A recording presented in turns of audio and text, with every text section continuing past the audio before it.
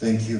Thank you very much for first invitation here and to meet again with Anna Greg. We've been working together on these topics, not only on these topics, mainly also we started talking about the Middle East, and then I've been involved in commissions and talking about the situation, especially in France, the situation of Muslims. But of course, the picture is a bigger one about Europe, so thank you for inviting us this evening and for your introduction.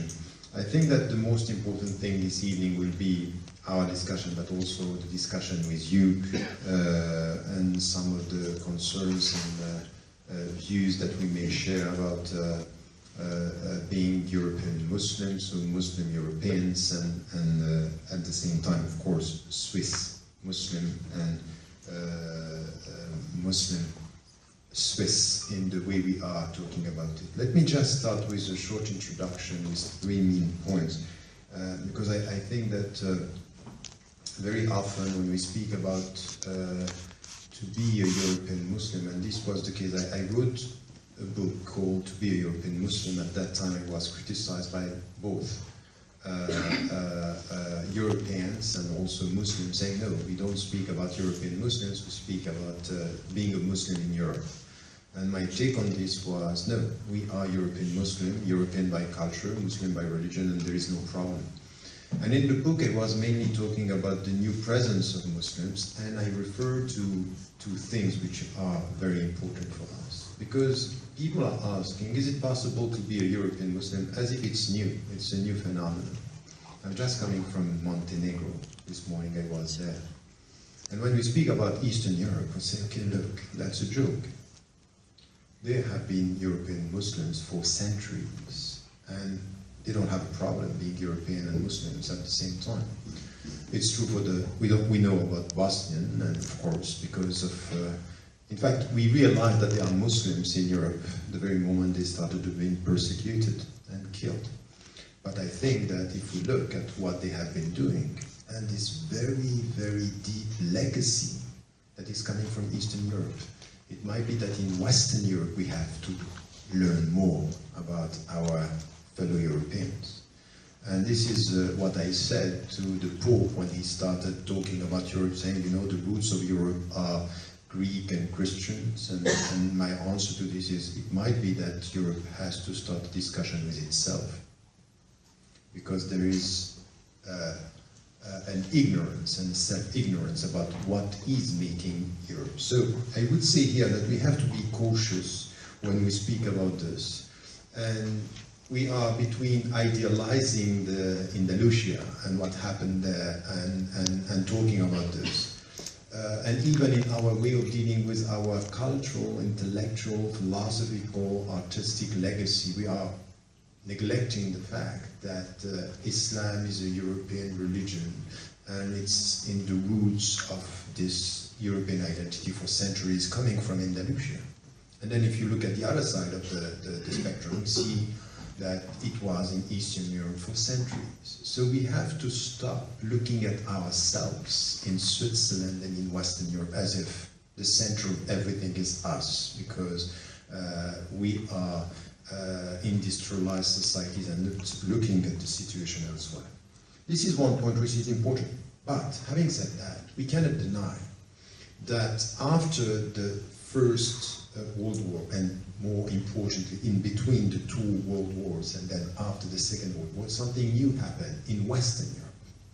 And it's not because the concept of European Islam, and once again, I will come back to this, but it's not because the concept of European, the reality of European Islam is an old reality, that we cannot, that we can neglect the fact that in Western Europe, in Switzerland, in France, in Germany, in Britain, there is something which is a new phenomenon, a new presence. So there is an old intellectual presence, there is an old geographical presence, and there is a new presence after the Second World War, with people who came, who were mainly immigrants.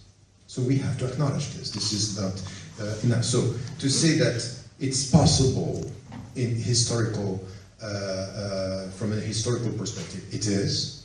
But what are the new problems that we are facing with the new presence of Western European Muslims? This is what we are talking about here, and the way we have to deal with it.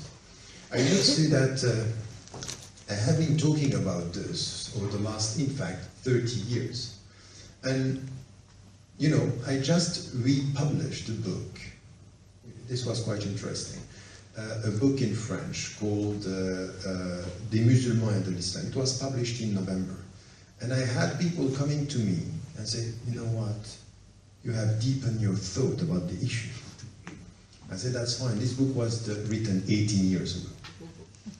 In fact, it's a publication. We published it again. And saying, no, it's an old book that I'm publishing again because things are not moving in some of the main questions, the same questions. And yet at the same time, I would say that we have to be very cautious here to look at it as if there is a status quo that we are not really moving. Some of the issues, we keep on repeating them, but we are not aware that, for example, coming from the European Muslims, there is a great deal of evolution in the way they are looking at issues. Because the first, second, and third generation, now we are reaching in some countries, in Britain, in France, the fourth, the fifth generation. We keep on talking about the second generation. There is something in the way we talk which is quite interesting, and it reveals a mindset, which is we always speak about second generation of young Muslims. After 50 years, still young, and it's still the second generation. It means that we don't get it. We don't get the historical evolution that they are not so young. And then it's not the second, it's the third, the fifth generation. And even here in Switzerland, now we are reaching, I'm from the second generation, and now I'm a grandfather. So take it as it is. So now we are reaching the fourth generation, if we are right with this. So I think that on that point, it's important to get this historical evolution. Add to this something which is important, that we are not talking about it enough. And the responsible for this are the Muslims themselves. Is that over the last 60 years, 2 generations, the Islamic understanding, the Islamic thought, the contribution, the intellectual contribution of Muslim scholars, men and women, has been tremendous. And there are new answers to new problems. And for example, we are dealing, and this is why we keep on talking about integration, not getting that when it comes to religion, when it comes to citizenship, when it comes to identity, Muslims are moving. They are moving, and the new generations have new ideas, and they are understanding their presence in a completely new way. So we are using old terminology, not taking into account and being aware that the understanding is completely new, and that now you don't go to people and say, you know what, you have to integrate when this is the 4th generation, and we keep on talking about them, Swiss Muslim with an immigrant background. So this is what could be said about me, but what about my daughters and sons? What about the people who have been born here, and then they are fathers and mothers? That's over. We have to stop talking about this, and this is why I am always repeating the success of integration is to stop talking about integration. And as long as we keep on talking about it, we are creating the problem, and I think on that it's problematic. So the historical perspective is important. We need to come to a deeper understanding, and Muslims on that field, on that side of the equation, should be much more vocal about, look, this is the way we understand our presence, this is the way we are understanding our identity. And we should not be the silent majority. The problem with the silent majority is too silent. Not talking enough about what is happening, the way we are expressing and understanding our presence. And then, as it was said, I keep on repeating that on the religious side, what we were talking about 2 generations ago, about religious integration, my point on this is that this is over. Now, for the Muslim consciousness, for the Muslim conscience, the point is not how do we integrate, it's how do we contribute to the society, which is completely different. It's that I acknowledge the fact that I'm Swiss, I acknowledge the fact that I am a European, this is who I am, I'm European by identity. And my question is not to be accepted, but to be an added value. Acceptance is over. It was at one point in history, and I'm talking here about the religious side of the equation, which is important. I'm not denying the fact that we have other problems, but these are not religious problems. They are socio-economic problems. They have to do with racism, they have to do with employment, they have to do with segregation, geographical segregation, and they have to do with urbanism and education. They have nothing to do with Islam. So this is very important to say, on the religious side, integration is done. How can we prove it? By looking at the Islamic discourse about what it means to be European. This is what is the mainstream Islamic discourse. I'm talking about the mainstream Islamic discourse because I also acknowledge something which is very important, that I'm not representative of the Muslim voice. There are many other voices that are disagreeing. Some of the Muslims in Europe, for example, they even think that I'm not really a Muslim. Some are putting me outside Islam. But what I'm saying here is that even though the media are talking very much about them, they are not the mainstream reality of Islam. These are marginal voices, very much heard in the media, not very much representative of what is happening on the ground. Once again, what does it mean? We cannot only blame the media. We have also to blame the Muslims, because the silent majority is too silent. Once again, always the same. So I would say here that we also have to understand that if, nature doesn't like emptiness, and if there is no voice to speak, some other voices are going to speak on the behalf of the Muslims, and this is what is happening, especially in Europe. Having said that, my main concern is to change the mindset by saying, willing it or not, we are going to live together. Willing it or not, Switzerland, Europe, these are pluralistic societies. The question, you can carry on being obsessed with where do you come from. My obsession today is, where are we heading together? That's my question. My question is, how about our future? Because there is no choice. We are going to live together. So now if you want to create fractures and segregation and create problems and nurturing racism, that's fine, you can go for it. That's not my hope for our society. Our societies are pluralistic society, we have to deal with it, now we have to take responsibility for our common future. That's the other way around. It's to speak about and saying, look, which type of religious discourses that we have that could create problems? Yes, we have literalists, we have dogmatics, we have extremists. That's true, and this is for us the reality of challenging these discourses. But this is the religious intra-community dialogue, which is important. But on the bigger scale, what we need today is to come together and to ask ourselves, what are we trying to do together? Now, when it comes to the discussion that we have, and this is why I'm saying, look at the evolution and the way we have to deal with it. Wherever you go to the, I live in the UK, I'm a Swiss citizen, I know quite well the situation in France, in Germany, I have been traveling around Europe.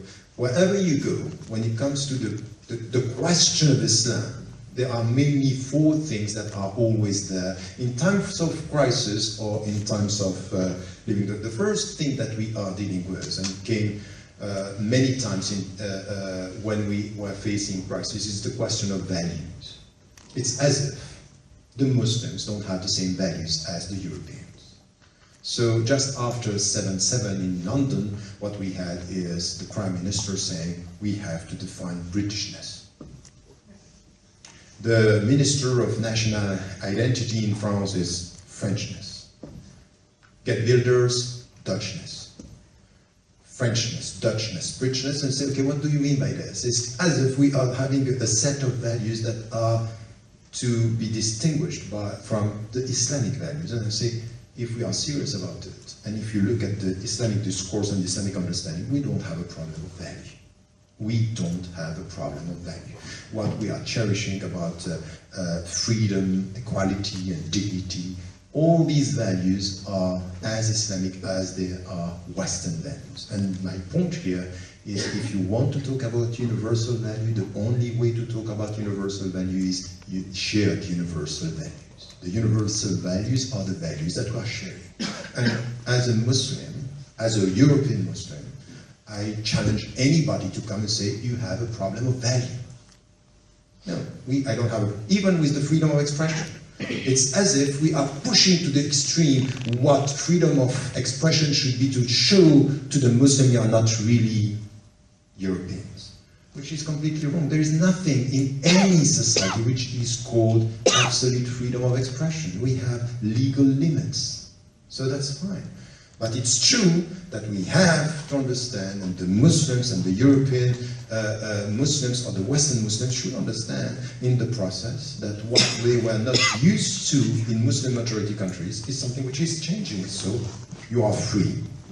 By the authority of the law, you are free to speak, and I am free as well as a citizen to ignore what you're doing.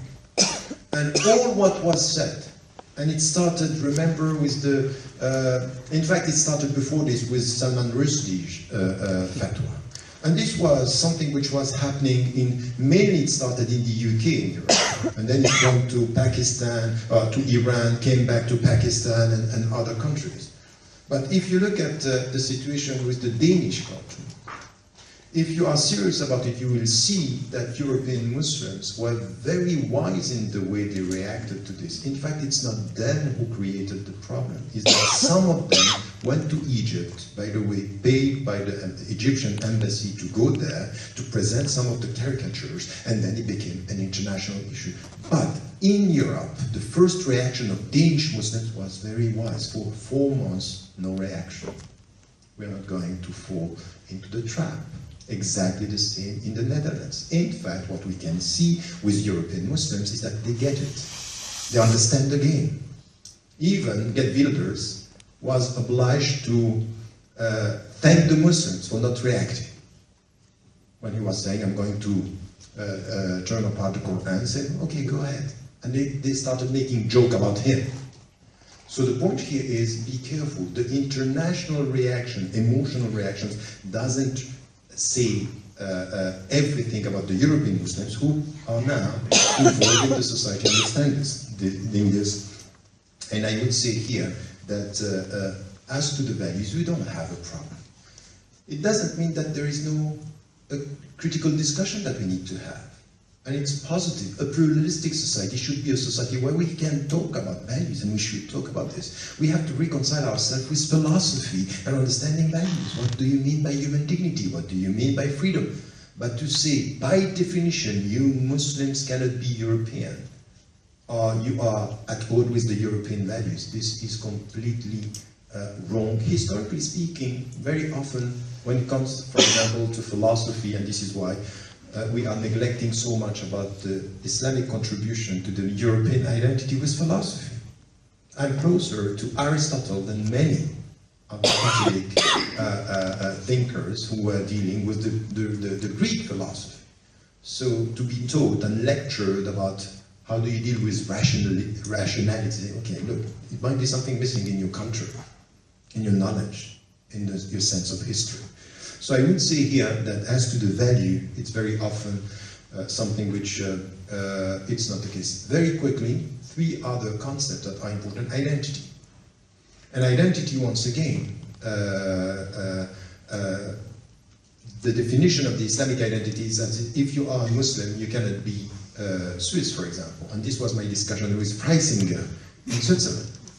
The fact that I'm a Swiss Muslim, the only qualification that I am a Swiss Muslim, Muslims makes me less Swiss. And my answer to him was to say, you know what?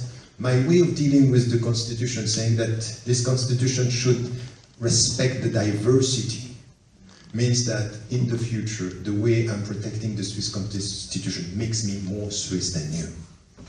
You are betraying the Swiss spirit. And this is something which is very important for us, is to position ourselves as who are we talking about, and how are we talking about the values. And here, as to this identity, look at what was said. Yes, it's true. 2 generations ago, the scholars were talking about first the Muslim identity as something which could be problematic with being a citizen. This has changed. The mainstream Islamic discourse is saying you can be a Swiss, you can be a German, you can be a British, there is no problem. You are Swiss and Muslim at the same time, and there is no contradiction. The mainstream Islamic discourse everywhere in the West is this one. And I have been saying this for the last almost more than 1 generation. I have multiple identities. And this is also something that we have to bring into the discussion. Because my added value as a Muslim, as a Swiss Muslim, is also to challenge my fellow citizens by saying, be careful, don't reduce your identity to your nationality. Your nationality, this could be nationalist, and this could end up with xenophobia and racism. So you know what? I'm a gift. I'm helping my fellow Swiss, French, British citizens to avoid being nationalist and racist. So the other way around is the way we have to define identity. And the way also we have to bring into the discussion the fact that we have multiple identities, and this is something which is the future and should be part of the discussion. And this is also what I'm calling post-integration, is that I'm a Swiss, and I have a memory. And the point that some of my fellow European citizens want me to understand that my legacy coming from Egypt, or the legacy coming from Turkey, or the legacy coming from Bosnia, or the legacy coming from Algeria, or coming from Morocco, or coming from Turkey, it's a liability. I say that's wrong. This is wealth. This is something that I'm adding to the society. So it's not, by the way, it's not a philosophical discourse. It's something that has to be visible in the way you eat, in the way you share the culture in the everyday. So you know that the first meal that you have in the UK now is curry in the UK. Curry is becoming the first choice for the British people, added value. So it's good with eating, it's good with football, it should be good with culture and intellectual added presence. You understand my point? It's very easy with music, it's very easy with eating, it's less easy with culture, arts, imagination, and intellectual contribution. And I think that this is why we have to talk about this. There is something also which is important, and it might be a very, very difficult one. It's the question of loyalty. And very often loyalty is to have to be loyal to your country. And you know the question that we have now. It's a silly question, but it's everywhere. Who are you first? A Swiss or a Muslim?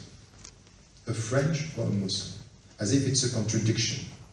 But the true question behind this, it's not only identity, it's your loyalty. Who are you first is to what are you loyal? The question is, are you loyal to the law of God or the law of the country? Means, what if we have a problem with people of your fellow religion, for example? And this is something which should be clear. The mainstream Islamic discourse is you should be loyal to the country. It's the mainstream. But it's clear today that within the Muslim communities around the West, we still have to deal with it. But it's not clear. It's not clear for many Muslims the way you have to be loyal to the country. And loyal to the country means that, for example, this being part of a religious community and being part of a social and national community in which way you are between the two and you are positioning yourself. And this is why the very important discourse based on we belong to our principles and not to our religious community. What does it mean? I should be critical of my religious community if my religious community is doing wrong. I have to be critical towards any Muslim, brothers and sisters in religion, if he or she is wrong. But this is exactly the way I have to be with my country. Don't ask me, because I am a Swiss Muslim, to show my loyalty by being blindly supporting the Swiss government. That will never happen. I will support my government when it's wrong, it's right, and I will be critical when my government is wrong. The only true loyalty is a critical loyalty. With your rationality, with your religion, with whatever. The point is that my belonging is a critical loyalty. So this is why we come with something which, once again, has nothing to do with integration. It has to do with post-integration. If I'm a true American, where some of the Muslims in the United States of America, and it's also echoing what we had here in Britain after 7/7, to show that they are very much supporting the government. They were so scared to be critical towards Tony Blair or towards George W. Bush, because what he was saying is that, be careful, you are with us or against us. And when you say this to Muslims just after September the 11th, it means if I dare to say that I'm against you, it means that I'm not a true American. And my answer is, it's exactly the opposite. The true American dare to stand up and to say to their government, you are wrong. That's the true citizen. The second-class citizen is scared. The true citizen is critical. So this is also what we have to do and to come together. This is the post-integration discourse, which is, my loyalty to my country is a critical loyalty. And you're not going to ask me to be blindly supportive. Exactly what happened after Charlie in France, where some people say, okay, are you Charlie or are you not? We're just talking about this before. We have to be very cautious with national and the reality of the psychology just after a crisis. Sometimes it's not the time to say things. And I said it when I was in Switzerland by saying, I'm not Charlie. But if you mean by being Charlie that you are supporting freedom of expression and you are against killing the people, I'm Charlie. If you mean by this that I have to support their sense of humor, I'm not. So this position of being clear as where we stand in the discussion, it's important. So I still have 5 minutes and I just wanted, so loyalty is important, but it's part of a discussion where you can see today that if you look at the second, third, and even, Switzerland should also look at what is happening around in France, and even if the discourse is difficult, what is happening around is within the Muslim communities and among the European Muslim citizens, there is an awareness, there is something which is moving and being much more visible within. Outside, outside the community and within our societies. There is a fourth point which is important because we are dealing with it today and it's going to be very, very important in the coming future. I keep on repeating there is only one Islam, but there are many interpretations of Islam and many ways of dealing with it. And there is something which is missing among the Muslims here, which is the intra-community dialogue. And to acknowledge this, to acknowledge the diversity of views. And I may disagree with some interpretations. For example, my position is that I don't think that the niqab, covering the face, is Islamic. I think it's one interpretation which was an extensive interpretation of something that was to be done by the Prophet's wife, but not by all the Western women. I don't think that this is right. And I have an internal dialogue with Salafi literalists that are promoting this. I disagree with them. At the same time, I have a dialogue with the governments, and I had this dialogue in France, and I had this dialogue in the UK. I took a position against Tony Blair's wife. Tony Blair's wife was of the opinion that we have to support this, and she was ready to be the lawyer. And on this, we had a discussion about this, because I agreed on her on one thing, and I was disagreeing with her on another dimension. But the point is that I may disagree with some of interpretation or Islamic interpretation, but as a European, I should protect the freedom of conscience. That I disagree with you, but I am going to protect your right to go as far as you want. So I was saying to the French Parliament, for example, I don't think that the niqab is Islamic. but against any law preventing a woman from wearing it. And by the way, it's hypocritical the way you are doing it, because the people coming from Saudi Arabia, you are not going to ask their wife to remove the niqab. They are too rich, too wealthy.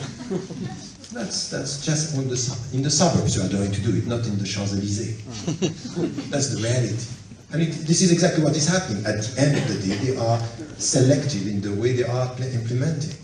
But for us, we also have to come to this discussion, the intra-community, this diversity among Muslims, is something that the Muslims should be the first to tackle it. And you cannot just blame the West or blame the media to talk about some issues where the Muslims are, once again, too silent in this critical discussion.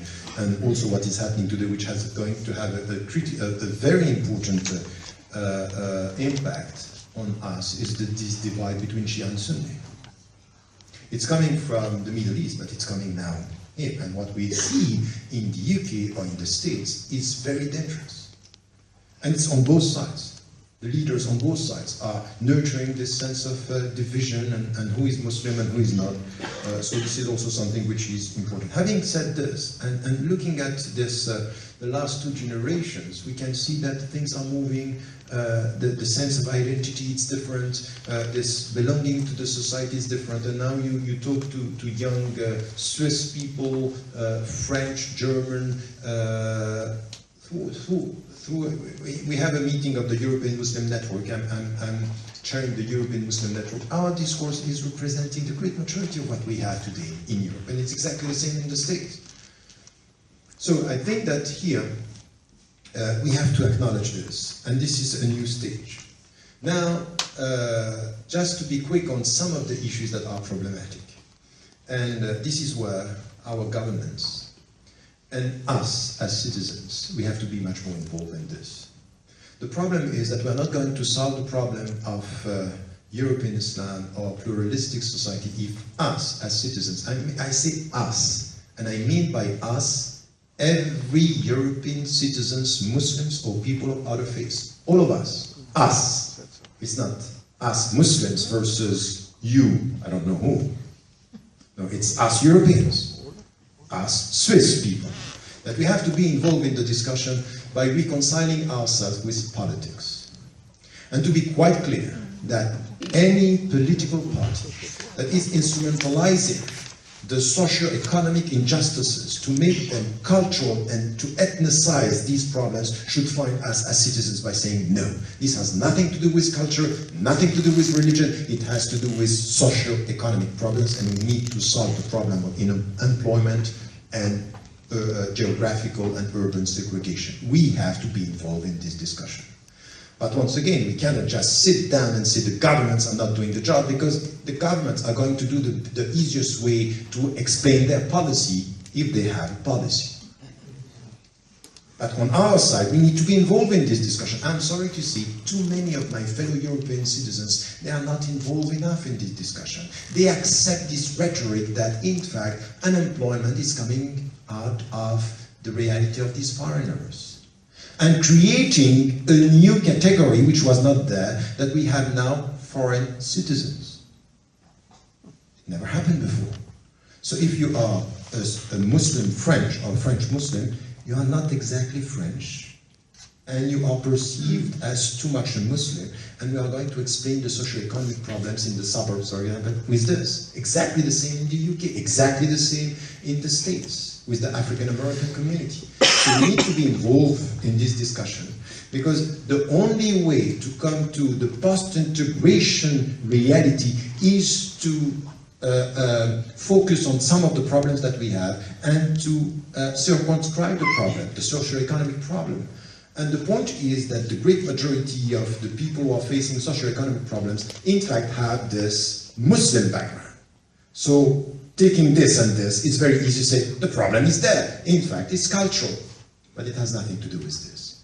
And this is where we have, once again, to be involved in this. And the second is, once again, as citizens, to be very clear about what we are all facing. The far-right party are not winning. By the way, it's quite difficult to say this in Switzerland, because the UDC, it's the leading party in this country. But in fact, the most dangerous thing that we have today is not that they are leading, for example, the Front National in France, or UKIP now in the UK, who are, even if they only have 4 million are supporting the party. 4 million citizens, it's quite a number. The problem is 4 million are supporting the party, but how many are supporting the rhetoric? That's the point. The point is that their rhetoric is in Cameron's mouth. It's in Sarkozy's mouth. Not only mouth, mind and heart. With some of the people. So we can see that it's everywhere in the political spectrum, that the rhetoric is beyond the party. And this is where this populism is very important, based on fear, on very simplistic perception of the other that are creating problems. And this is where we can't speak about us living together if we are not clear on the socio-economic conditions and the political and social conditions that we need to promote. Now, there is a third thing, and I will come to my conclusion. The third thing is about something that we cannot deny, which is the interconnectedness between what we are facing in Europe and what is happening now in the Middle East or around the world. You can't just deny the fact that you have to deal with violence and you have to deal with extremism, and it's coming back to us. What happened in, terrorism is what we call terrorism, but this violent extremism in the States, in Europe, everywhere, it's coming back to us. And there is something here which is, once again, very important. Why? Because we may keep on repeating that, in fact, we are talking about extremist Muslims, but you know that it has an impact on the image of Islam, whatever. So this is where we need also to be quite clear. And I keep on repeating, we cannot just be apologetic every time there is a problem, say, okay, no, we are very nice, this is not Islam. No, we have to take a religious stand on this. If somebody, in the name of Islam, is going to kill innocent people, Muslims should speak out. And you know what? The silent majority is too silent. Too silent. In this, we have to be quite clear here. But it doesn't mean that every time something happens, you have to say, oh no, it's not me, I'm nice. And that's also something which is a more institutionalized, structural way of dealing with these problems. It's important, and not to let some people using this and instrumentalizing this in a way. And sometimes, you can see this, bad experiences or violent attacks could have a positive impact on the long run by helping the people to wake up. We are talking about this, Anna was saying about what is happening in France, that after Charlie, we see things that are moving and discussions happening. It happened exactly the same in the States. It happened exactly the same in Denmark. So it's sad, we have to condemn, but now we have to take the best of it, out of it, by being involved in discussion and dialogue, and this is also important. Last thing that I wanted to say, and this is where I think that there is an effort that should be made by European Muslims to go from this integration. In fact, I'm going to surprise you, but I think that the next step for European Muslims is to speak less about Islam.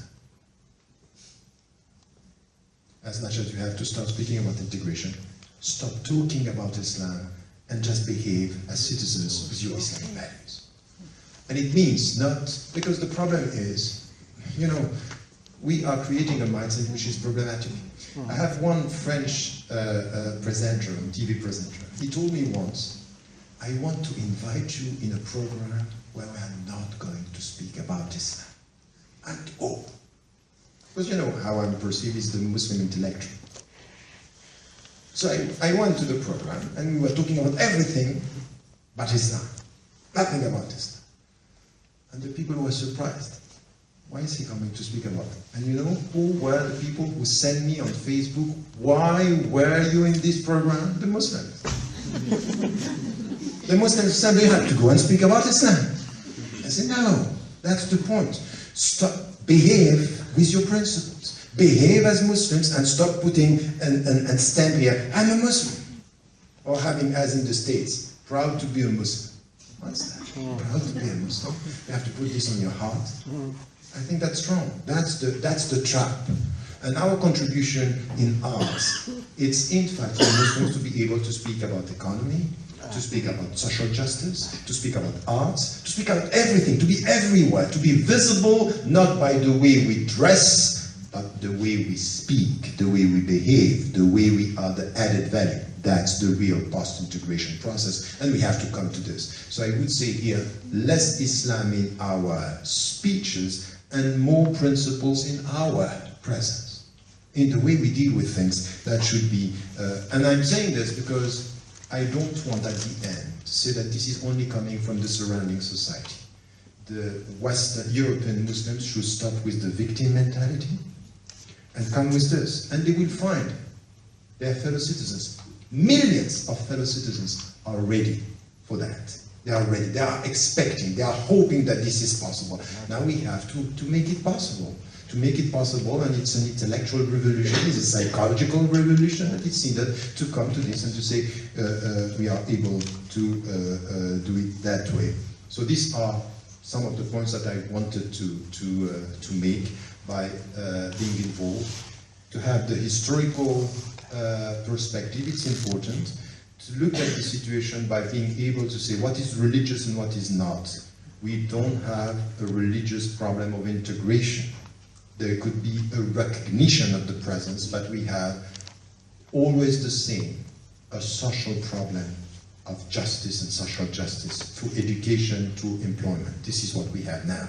And the third thing is we have to carry on moving and being able to be people who are not segregated into their religious identity, but the human identity and the citizen, the civic identity is something that is part of our future. Thank you.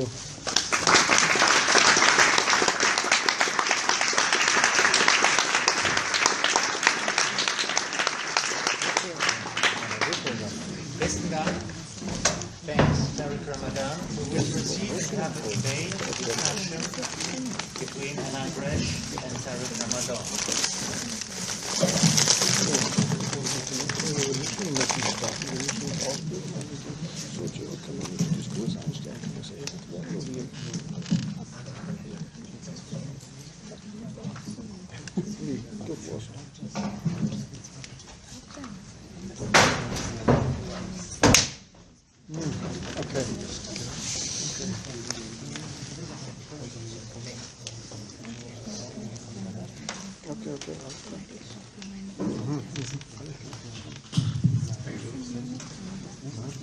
Let's begin by the end, because I think the end is very important, to speak less about Islam.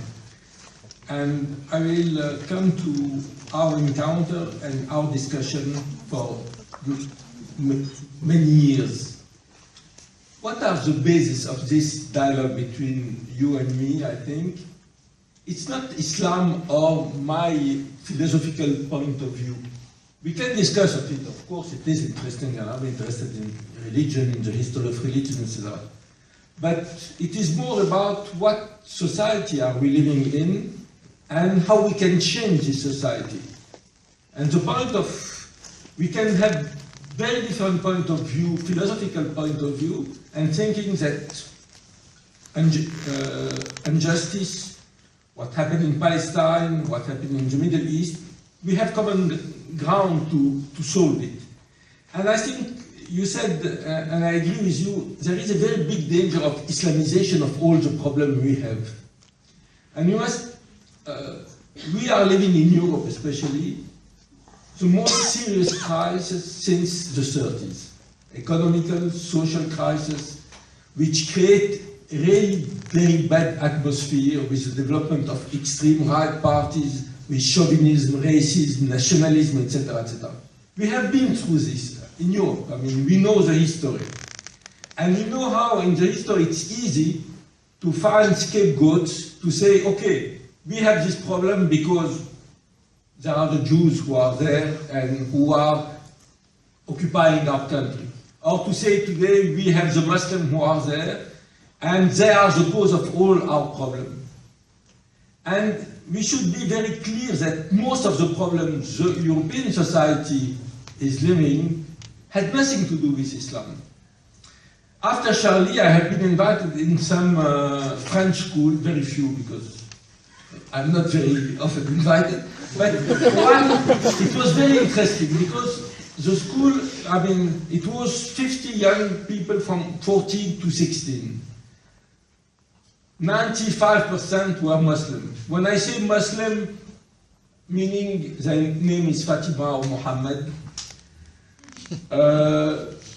most of them think they are Muslim. They don't know anything about it. Very frankly, they know there is Quran and Muhammad, but when you begin to speak a little about religion, they don't know. It's really a strong identity. And we discussed 3 hours about Middle East and Palestine, etc., etc. And the teacher told me, you know, in general, when we have them in class, we can't have them more than 40 minutes. They will explode. And they were 3 hours with you. And I tried to think why. And I think one of the reasons was the fact that they saw somebody coming from Paris, which is, this school was 20 kilometers from Paris, but it's another world. Seeing somebody coming from Paris, non-Muslim, who speaks with them with respect. Only this. And who thinks that what they can say is interesting. But after this, they sent me letters to thank me. And really, I was shocked.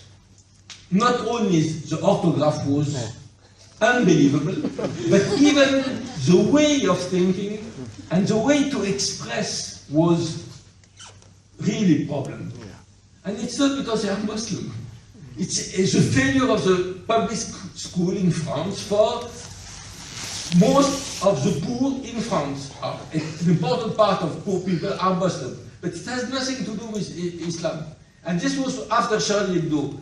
And after Charlie Hebdo, all the speeches of the Minister of Education of the government was saying, oh, these young people are uneducated, we are going to learn to teach them what is laicité. Really, they don't, I mean, it's unbelievable to have this kind. So I say this Islamization of the problem is very dangerous. And we, like Tariq said, we, Muslim, non-Muslim, all French or European citizens, we must fight against this and show that this problem are social and economic problem. There is also ideological, I will come back to it.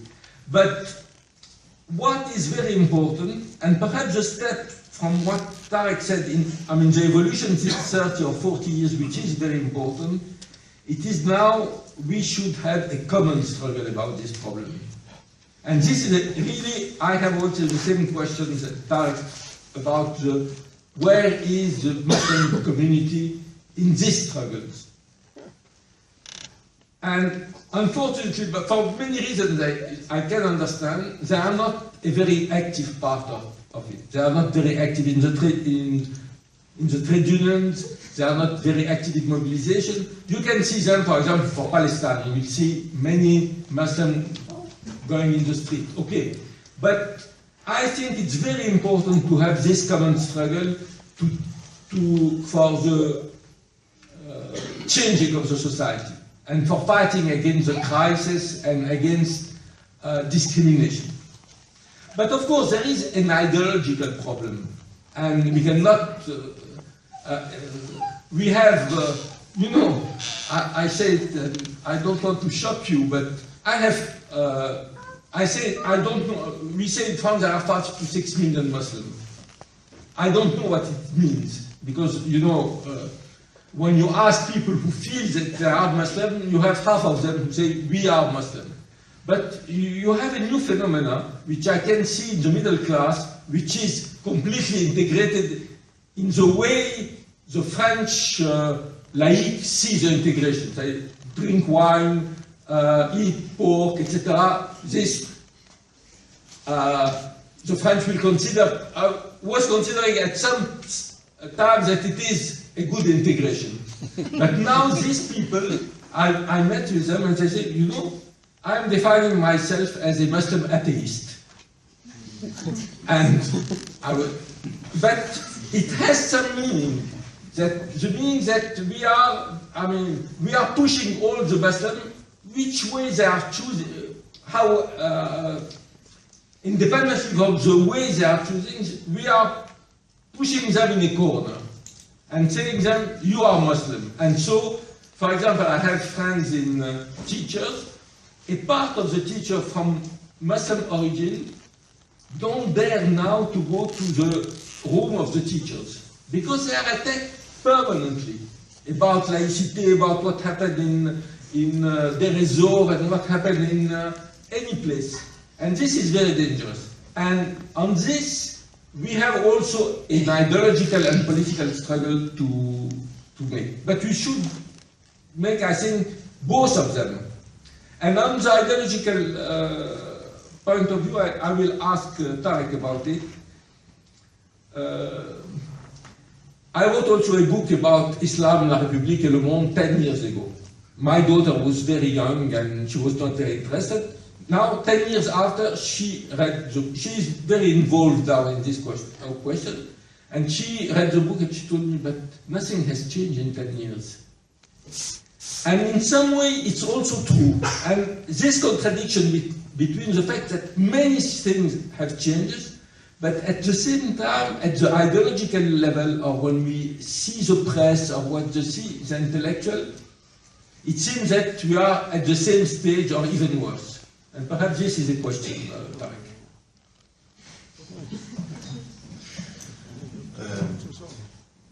No, that's a very critical point, because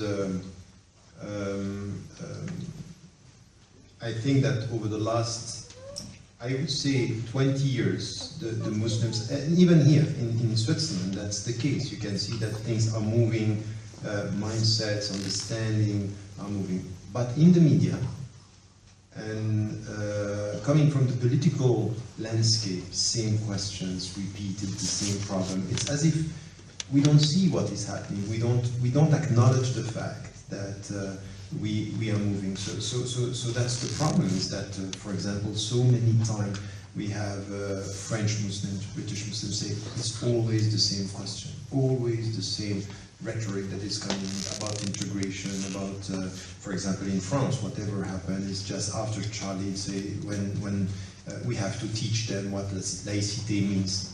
Look, that's over. That's over. That's not the point. That's and it has nothing to do with this. It has to do with exactly as it was, as you said, is that pushing and pushing and pushing the Muslims to identify themselves first as Muslims. You will have this reaction, and then you say, "Oh, but you have now to be secular." So you keep on telling me that I have to be a Muslim, that I am a Muslim, even though if I don't define myself like this, and then at the end, by pushing me when I acknowledge that I am a Muslim, oh, but the secular system is... So I think that we have a vicious circle here. They ask you to condemn Charlie as a Muslim, but if you express yourself as a Muslim, they say, oh, you are a communitarian.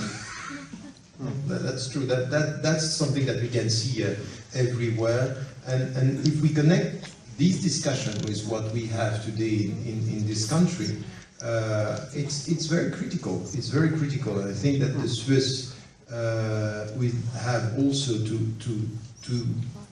get a sense of what is happening in Germany, what is happening in the UK, what is happening in France, because it's coming to us. And you know that, for example, even Preisinger went to Paris and had a meeting with two of the people who are the worst when it comes to the discussion about Islam, Marine Le Pen in France and Geert Wilders in the Netherlands. And they are creating a network of people coming with the same ideology. So it's coming back to us. Who would have thought that in this country, while we have only 4 minarets, they are going to win and to have this coming to us?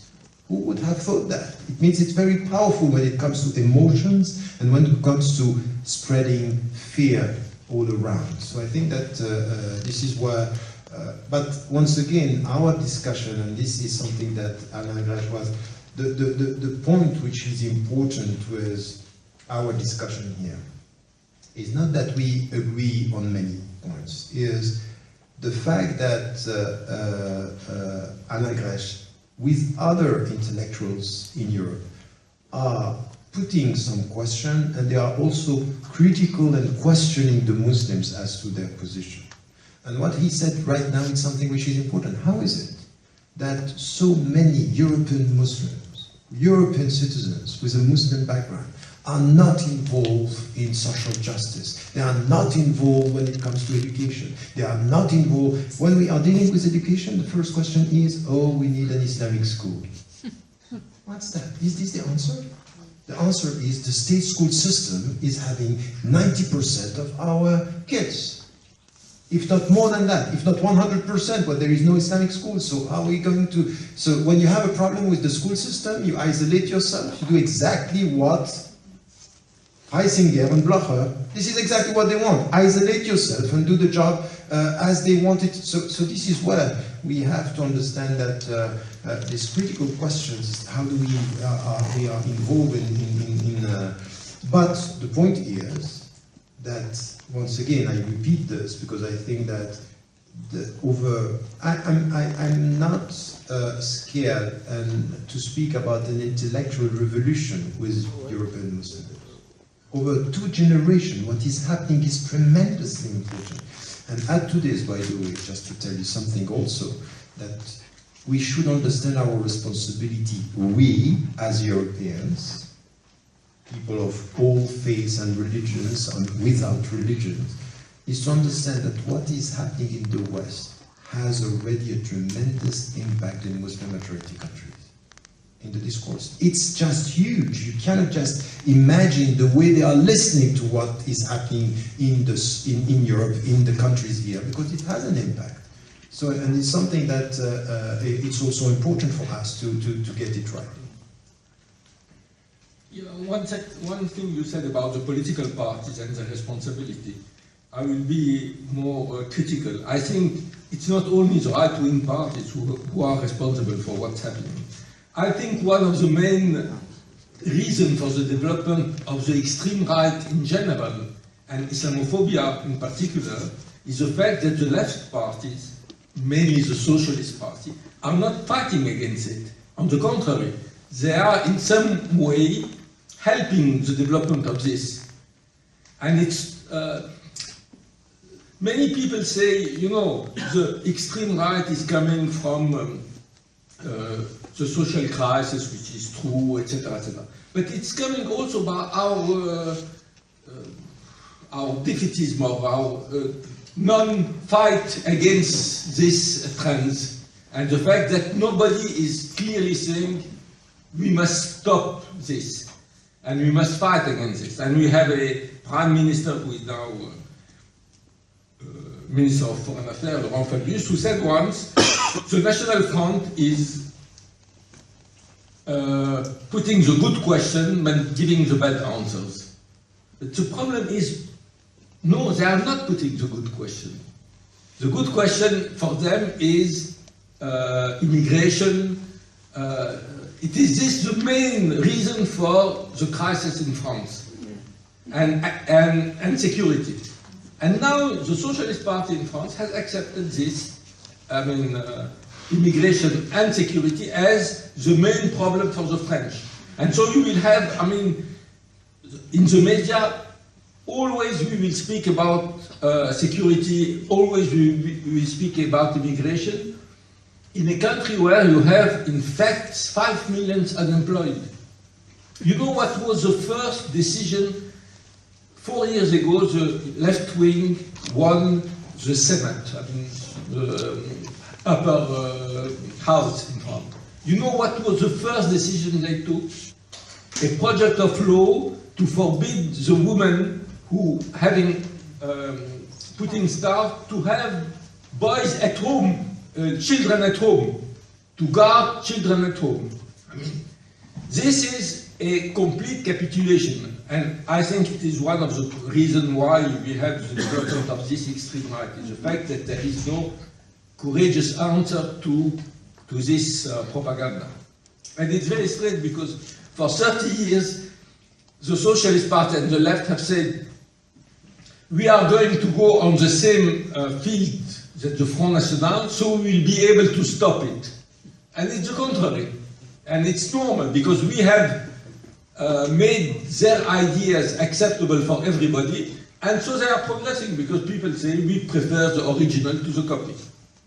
The second thing I want to say is what you said about loyalty. It's very important, because this question of loyalty has nothing to do with Muslim.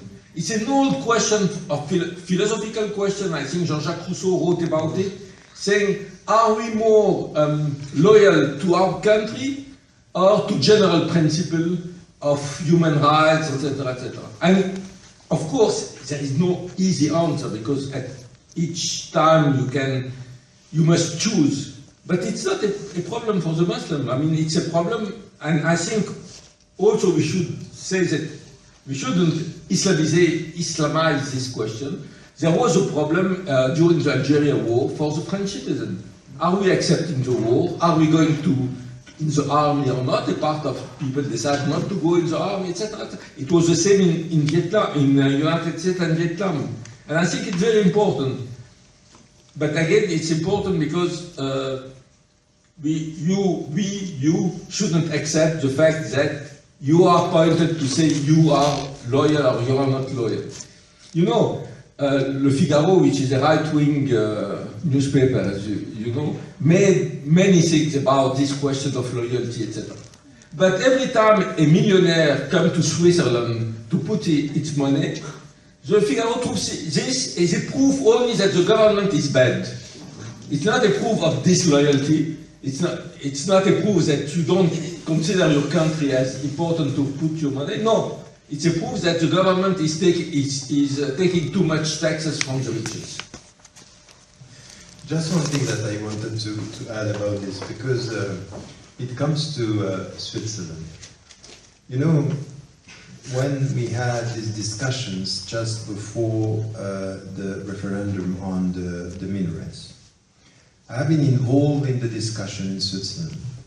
I went to, I don't know how many, I was in Lausanne, in the French-speaking cantons, because I studied 6 years German, but I lost everything, unfortunately. That's why, as a Swiss, I'm talking to you in English, which is almost a shame. So I'm trying to be a good Swiss anyway. A French good Swiss. But you know what? We were going and we were talking about this. And in the panels that we had, in all these cities, it was in Geneva, in Neuchâtel, in Lausanne, in Freiburg, we were the Socialist Party, the Green Party, the far left parties, and all were against the UDC on that. By saying, no, that's wrong, that's against freedom of conscience and everything. But in fact, when I was with them against the UDC. So we were together. Apparently, it was a front against the initiative. But in fact, I was listening to what my fellow socialist citizens, and they were always saying, we are against this, but we are not naive. We know that there are problems with Muslims, about women, about the headscarf. So you were listening to them, and in fact, they were against the initiative, but saying exactly what the people who were supporting this initiative were saying. We are scared as we are. So at the end, they were against the initiative, but nurturing exactly the fear that were supporting the initiative. And that's exactly the point, that the leftists or all the so-called traditional parties are not clear on this. We are against this, but we know that there is a problem with Islam, and they were nurturing this. And at the end, the one who made me realize this was in Neuchâtel, because at the end of the discussion, he was very smart. He looked at all the people and said, didn't you say that you were scared about this, and this, and this, and this, and this? That's exactly what I was saying. And I was on my own in the middle, saying, he's right. He was right. And I think that the political courage is not there. But at the end, it comes to us, citizens. Because we can, acknowledge this, but there are too many citizens that are not involved in the discussion. And among them, of course, the people who are talking about equality and social justice. There is a lack of political awareness.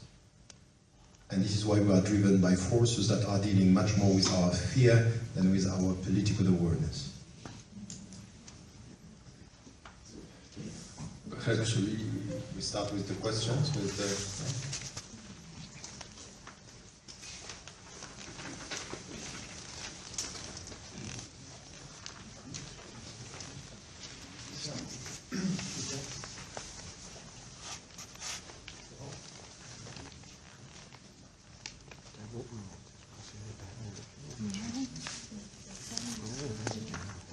Humans, yeah. So, The question. Thank you, Dr. Tariq Ramadan, for this good speech or talk. And I want to connect 2 points. Dr. Tariq Ramadan said there is one Islam. And he says we have to encourage also the intra-community discussions. This one Islam, what is the definition of this one Islam? Or what is the concept of this Islam? Is it the traditional Islam, or we have to encourage or to take from the Quran a new definition or a new concept for Islam for the European community? For example, I have a definition and I hope it is right. According to the Quran, there are just three conditions or pillars for Islam. Everybody who believes in God or believes in the life after this life, and he does something good in this life, he is a Muslim. So according to this definition, I think most of the Europeans are Muslims. And this is just like a person who finishes the study of medicine. He is just a physician.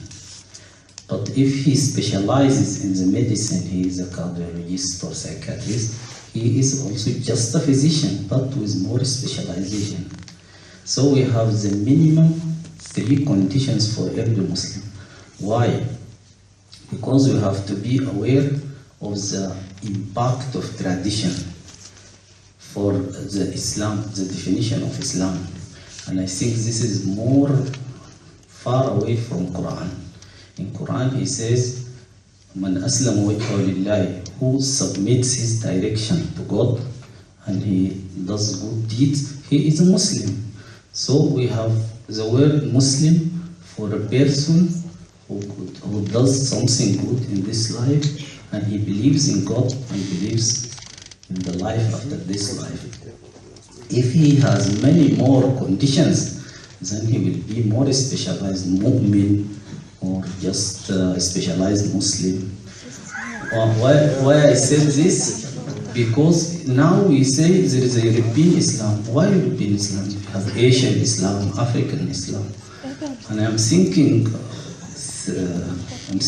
as he speaks about Islam, about, for example, Japanese Islam. Well, we have no problem. We have it here in media about the problem of Japanese Islam, Chinese Islam. Why is it European Islam have a problem? Thank you. we take many questions, I think. Yeah.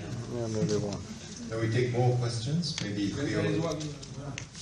Please be precise in your question. Short questions. Thank you, Dr. Ramadan. My question is, we are 5% Muslims here in Switzerland. And I realize we have a lot of problems as Muslims living in Switzerland to speak up to the people. We have a high resistance. For example, a Muslim finding a job, or a Muslim in school, or a Muslim in the politics, or Muslims about laws. And I was thinking, what is it? Is it that Switzerland or European has to have a higher tolerance for us? Or do we Muslims have to change? But because we have a high integrity in Switzerland, I'm born and raised here in Switzerland, and I think I know enough about Switzerland and law to live here. But I have always to, for instance, fight against people, because people always have a different thinking of Muslims. So what will you think for the future? Do we Muslims have to do, or what should change that we can live in peace together with other religions than Muslim? Thank you.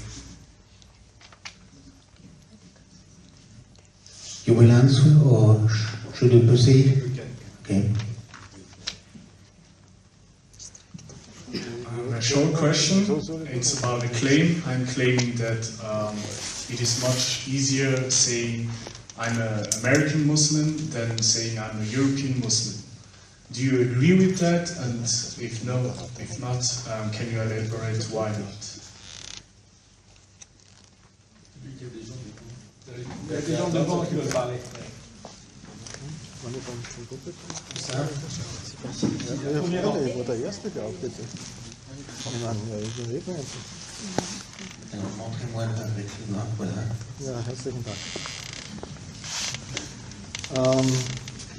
You've been talking about that the Muslims, we should not talk about Islam anymore, but contribute over our added value. And that we should also support, as you call it, an intellectual revolution.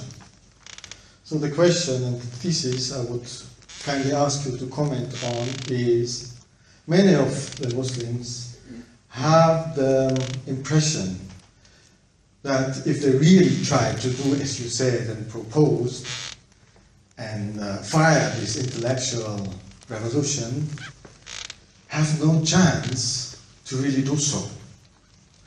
Because now the thesis comes, and I would like to ask you to comment on that one.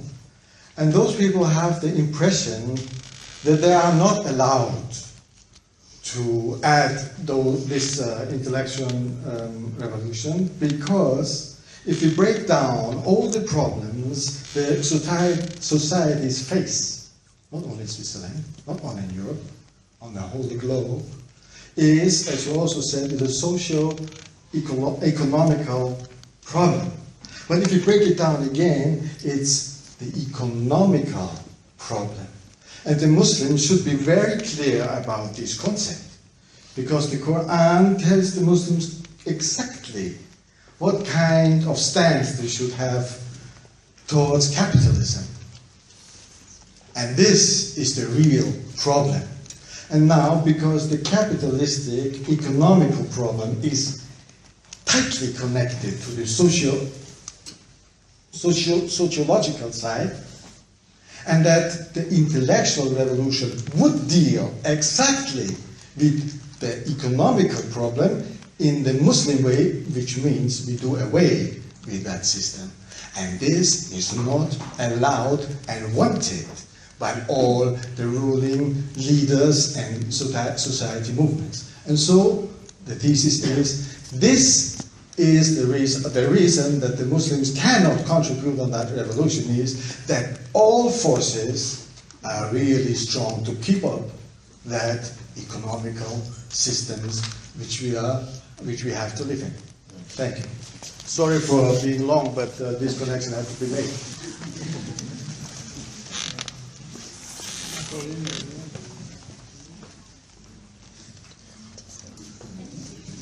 Thank you for this amazing speech. I have the feeling that over the years, the hate towards Islam has always been here in Europe. if we take a look at the different German books, for example, it's always that Muslims are named as Turks in the way, in a bad way, which means the hate towards us has been here for a very, very long time, in my opinion. Do you think this is so, and if so, why?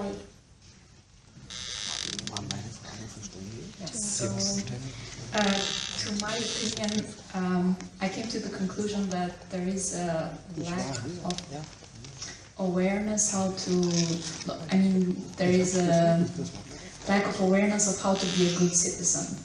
So, as you said, everyone should know about these universal values and how the life of a person should have the same status independent of where he or she was born.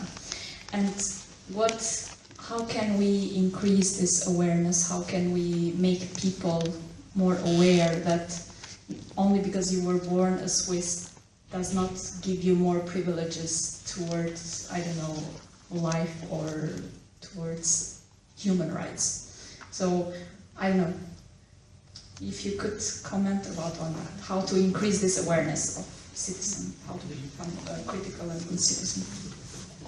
Okay, we may start with one last, okay? Yes, okay. My question is basically, you said in the media, we have in a lot of talk shows like two sides. There are always extreme Muslims who are invited, like, I don't know, people who are living Islam like in Arabia, and then there are the liberal Muslims who are denying anything in Islam. And then you also said about the silent majority of the Muslims. So how should we wake up these silent Muslims? Do you have any suggestions on what they should do besides speak up?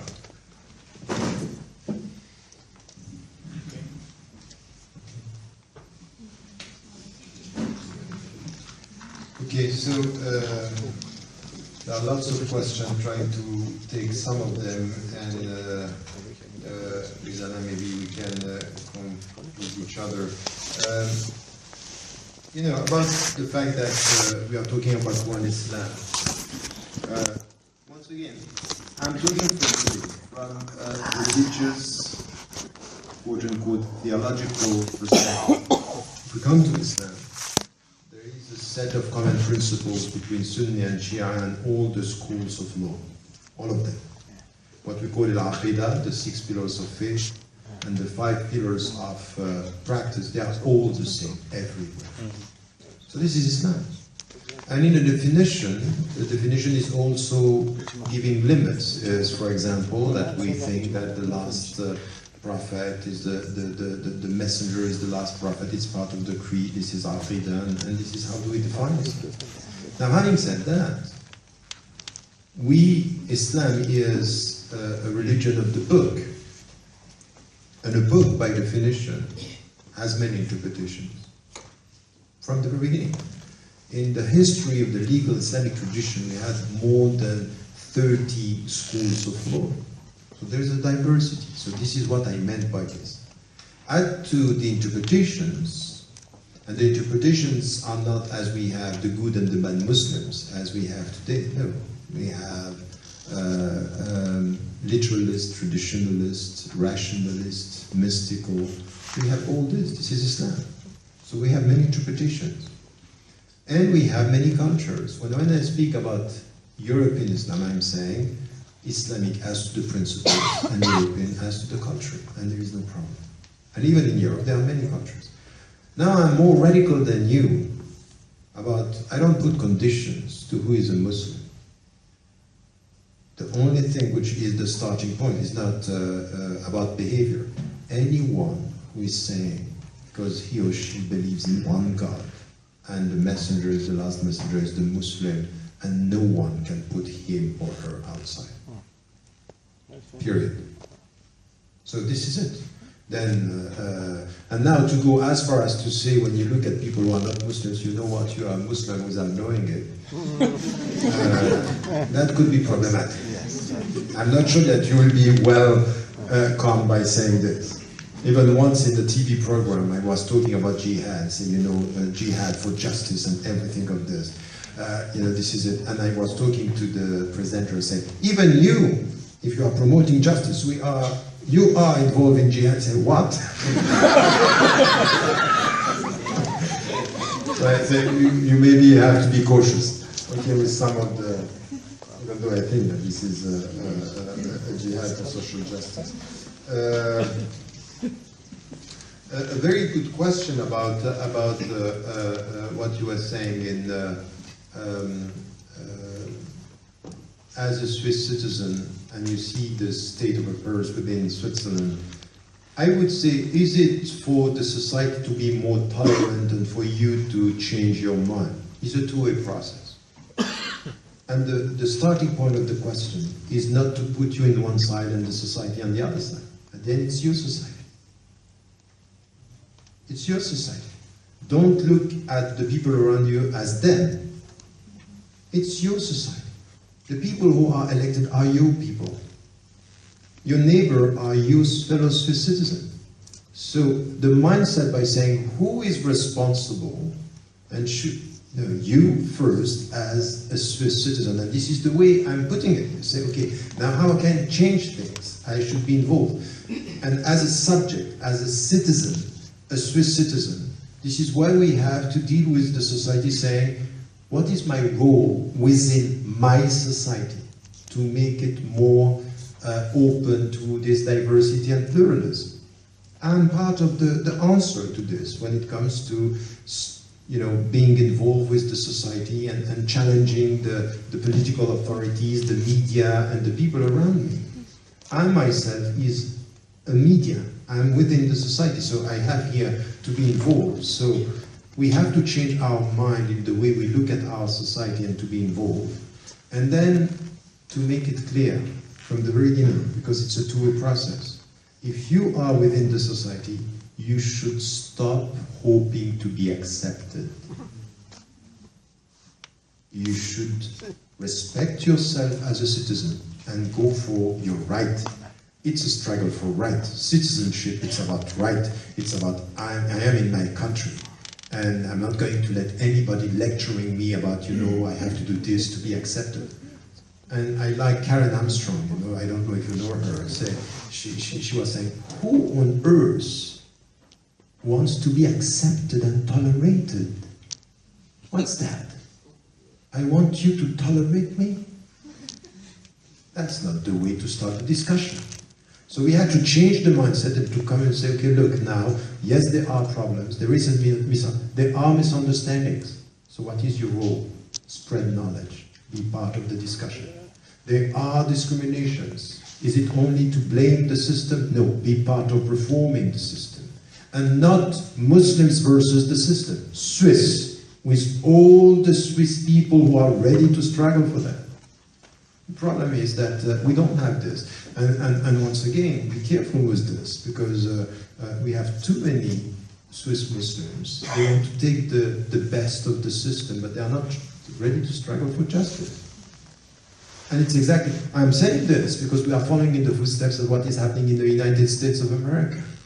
Many Muslim immigrants are buying the American dream, and they are racist towards the African American. They come with big values, great values, but they are within the system. On this, they are completely integrated, but not the right way. So I would say here that it's a two-way process, and we have to be involved, but it starts with our psychological input into the discussion. I will stop with these two questions here. Maybe you have to. Yes, about this thing, I really think it's important to have common struggle. I'm a believer of this for a long time, and I discussed with Tariq about this. I mean, what will make us nearer in the society is the fact that we are in common struggling for something. And I know how Muslims feel, and I have been fighting against Islamophobia and racism, etc. But if I take the case of France, racism is a part of the history of France for a very long period.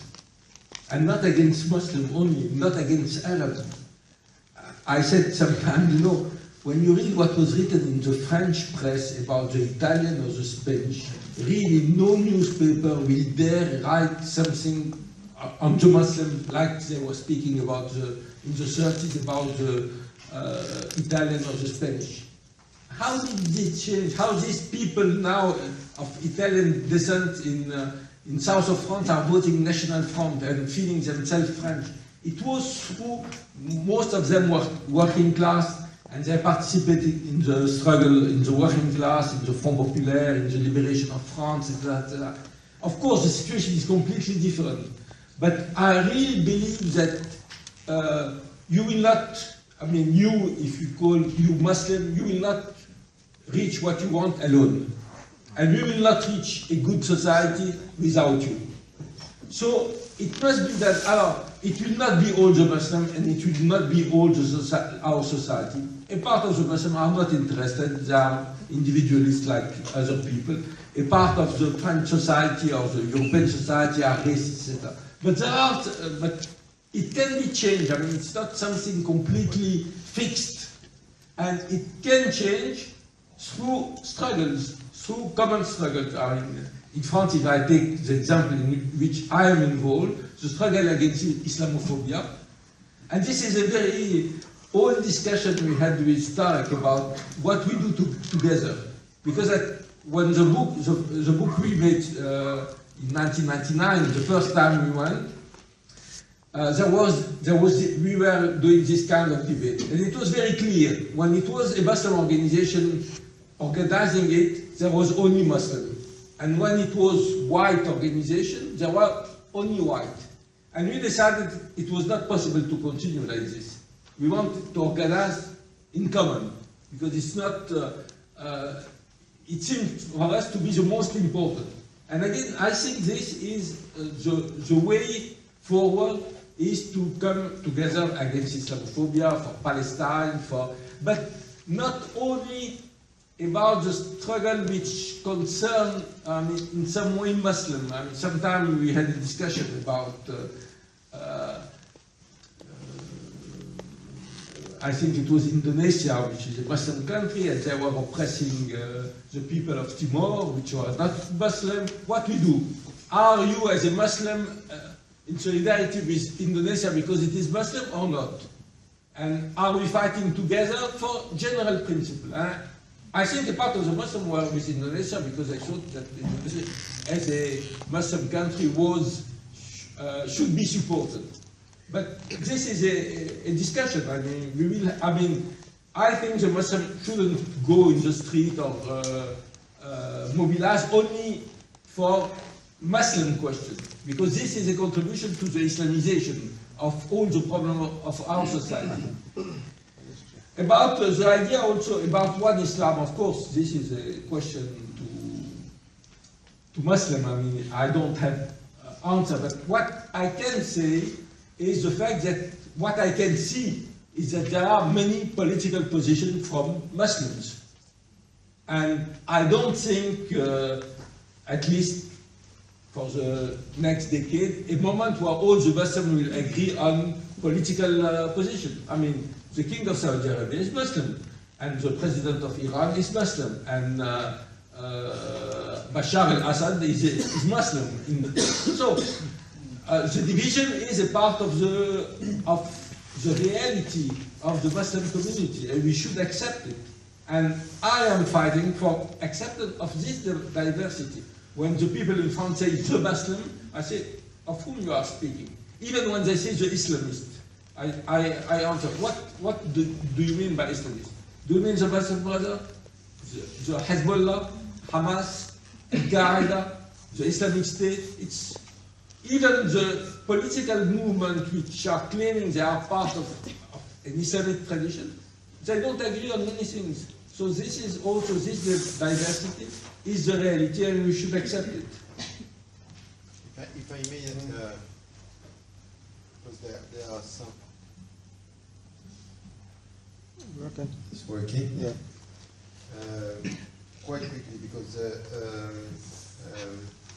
you were asking a question about is it easier to be an American Muslim or a European Muslim? Once again, very often the people, when they are in Europe, they are idealizing America and say, you know what, it's very easy to be a Muslim over there. You go to the States and say, you know what, you are doing well in Europe. So at the end, it's not right. And you have to compare the like with the like. There are many things that, for example, in the United States of America, being a Muslim in a daily life, it's easier. But we have to be, once again, cautious. The American Muslims are not only the immigrant American Muslims, it's the African-American Muslims, and the African-American Muslims are dealing with the problems, and very difficult problems in socio-economic terms, in races, because blackness and whiteness is still working in the States. It's not because they have the first African-American that has been elected that things are solved. And you have seen the 3 students who have been killed, and even it took days to Barack Obama to condemn this, because in fact it's the Turkish president who told him, how come you are silent when people are killed? And this happened in the United States. So I think racism is there, and you have campaigns now in the States about, you know, Sharia bill in 23 states. I think we have to be very, very cautious with idealizing the states in this and the American dream.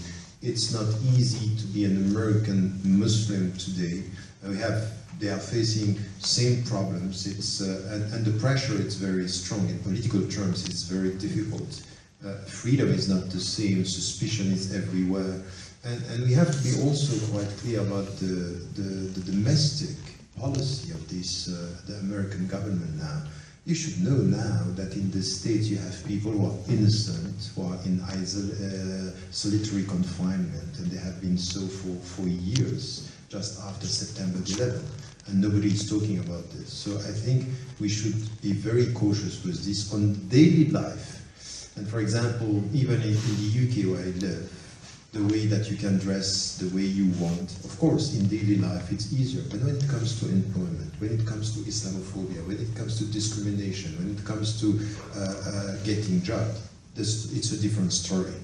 And my take on this is not to try to compare societies, but I say, you know, in France it's better, in the UK it's better, in the States. I would have another approach towards this, is to compare the principles of the society with the practices within the society. I say, okay, if you want to, I'm not going to waste my time in France to speak about Britain. In France I speak about the French principles that the politicians are claiming to respect, and then what is happening on the ground. And I would say that is exactly the same. Even here in Switzerland, when people are saying, you know, Switzerland is a racist country after the pastors that were seen by everybody around the world with the 2 white sheep throwing away a black one, say, what's that? It's that it's a racist country. I think we have to be once again very cautious with generalization. Even with country, we should not generalize with Muslims, but we should not generalize with Swiss and with French and with Americans. I think that's the wrong way of doing it. I didn't say don't speak about Islam. I say speak less about Islam, which is a bit different. And what Alain just said is very true. You are saying that I agree with you, but we are not representing all the Muslims. I really think that Islam, by definition, is an anti-capitalistic religion. That's my position. So I'm sorry, so we don't agree on that. No. It's a question of definition. No, but against interest and against speculation, I think that. No, but let me finish. So this is what I think. Now, I'm meeting with so many Muslims. The only thing that they have as a problem is interests and speculation, but they don't have a problem with the system itself. We just had a discussion about economy with scholars in the center, and somebody said, a very rooted Muslim scholar, it's you know what, Islam is a regulated capitalism. So it's exactly what Sarkozy was saying about, you know, we need an ethical capitalism. have a problem with that by saying this is we might challenge this. But so the discussion here, it's once again, we need to accept the fact that in political terms, in economic terms, we may have the same faith, we're not going to have the same political positions. We are finding people in all the different parties and all the different. So this is a discussion that we need to have, and understanding that it's not because we are not sharing the same positions that we are less or more Muslim. So that's also something which is important, our political take on this. And once again, Saudi Arabia is a very, very conservative country when it comes to implementing the rules, but it's a capitalistic economy. It's completely a capitalistic economy. So this is why we don't speak about the country as an Islamist country, because it would be a contradiction in terms. So we avoid talking about Islamism, even though they are saying democracy is not Islamic. But in fact, the economy is completely matching what is expected by people who are dealing with resources. What you said about racism, it's an old thing. I think I agree. I agree with you. It's very old. Now it's a bit different because this perception of the other, when it was, reducing Muslim to Turks, it has to do with history. Now we having here. So I think the new phenomenon of Islamophobia with it, it's a bit different from projecting the other. Of course, the mechanism could be the same, but the way it has to deal with us in our daily life is going to change, and it's changing now. And we see in the name of Islamophobia which type of policies are justified, or which type of discourse could be justified. So I would say here it's a bit, it's the same rational, but not the same impact, or the same also goal when it comes to what is happening with people. So once again, it means that we have to avoid essentialism through history and through countries. It's a bit more complex than that. So this is, I don't know if you... Still questions, 2 or 3 short questions, and then we will close. Yes, coming.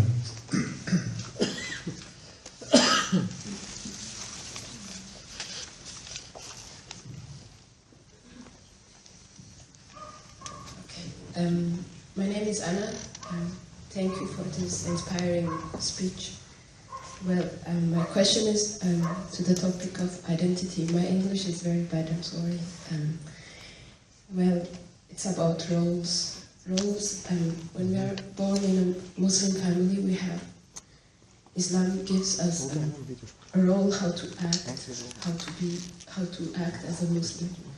And then while we are living in Europe, in Swiss, or in Zurich, the Swiss community shows me or gives me a role how to act as a Swiss student or citizen.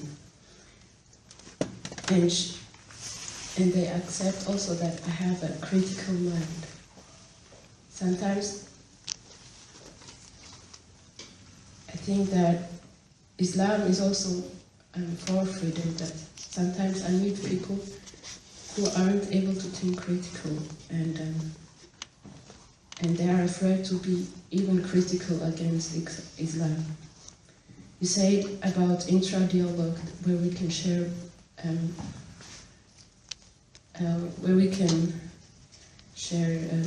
interpretations or just a dialogue. But I feel that we need also inter-dialogue, a dialogue that is in our side, between me and myself, which is, it's not a question, but I would like to hear your idea about it. Thank you.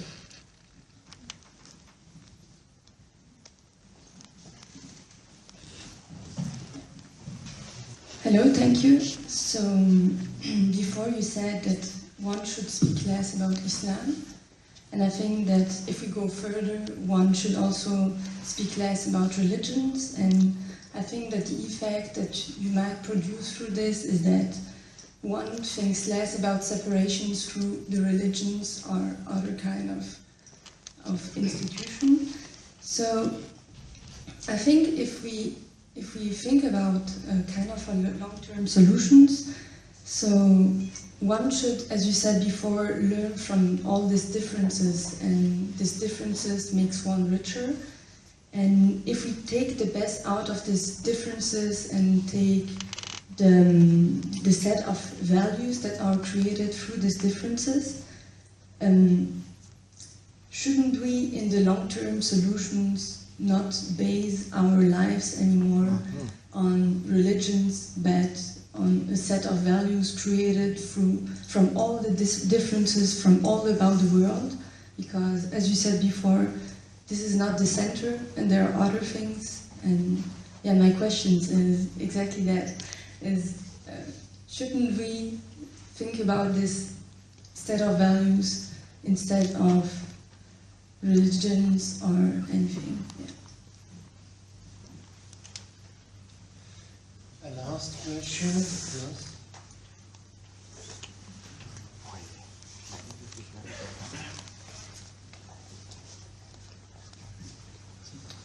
Thank you very much for this interesting discussion. I have a question also regarding the intra-community dialogue.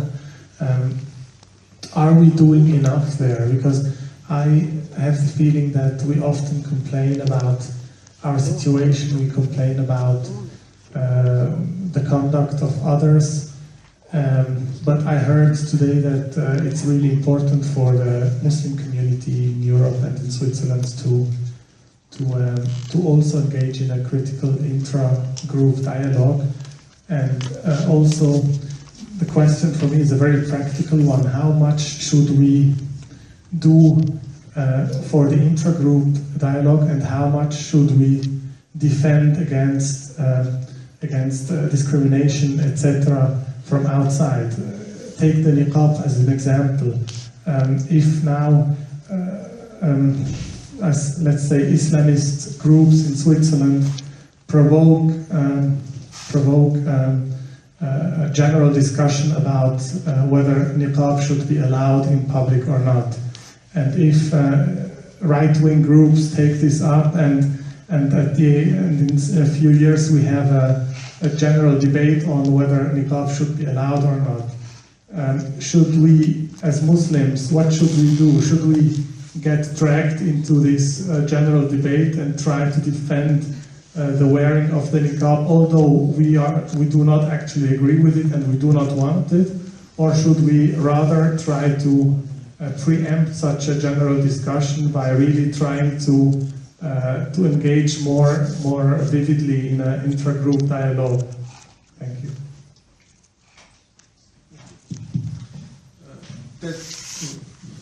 Just about two questions.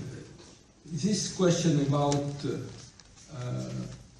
what we do with extremist group, or what we do, I think the fact to think about it not only as Muslim. I mean, Tariq said something about the hijab.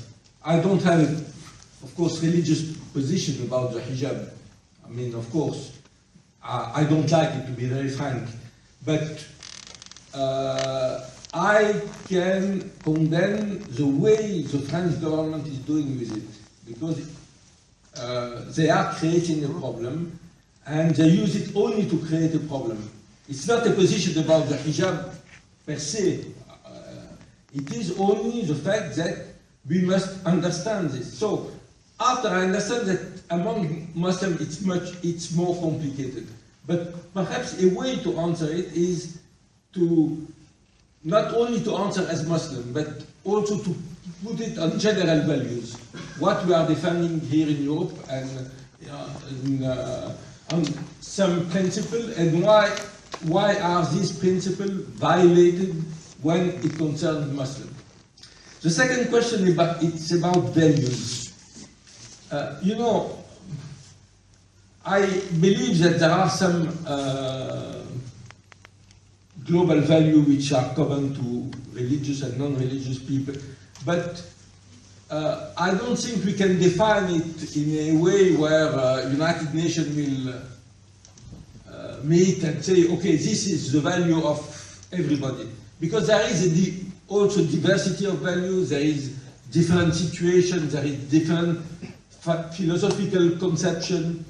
And for me, who has no relation at all with religion, I'm not very interested to know if somebody who is Muslim, Christian or Jew is believer or not. I want to know if he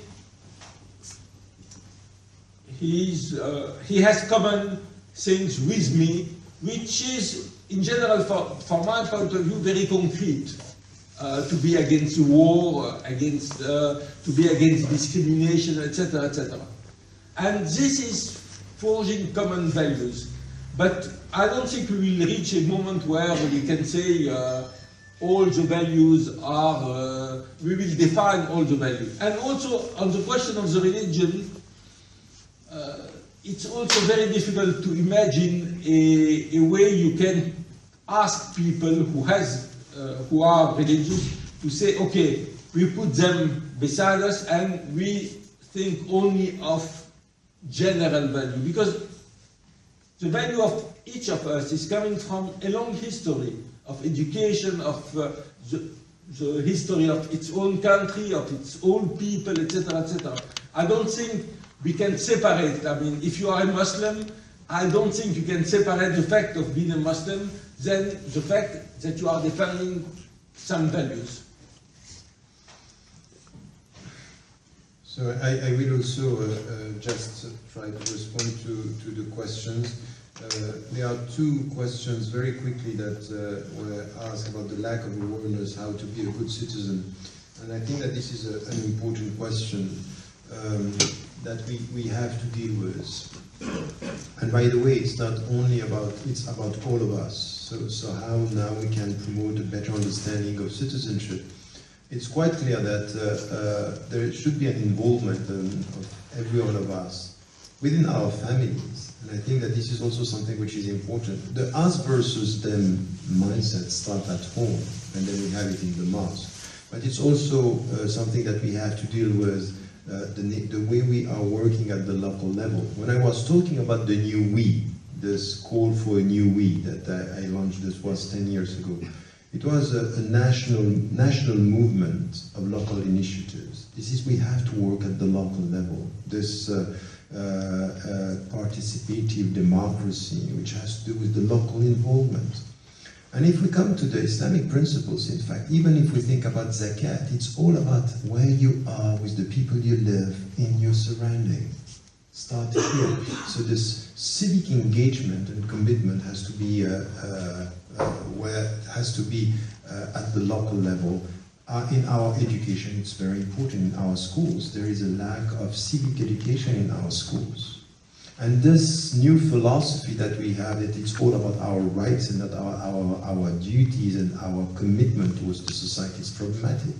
I think that this is also something that we have. You know, it was at the beginning of the 90s, I wrote a book about Muslims in secular societies, and the subtitle was Duties and Rights.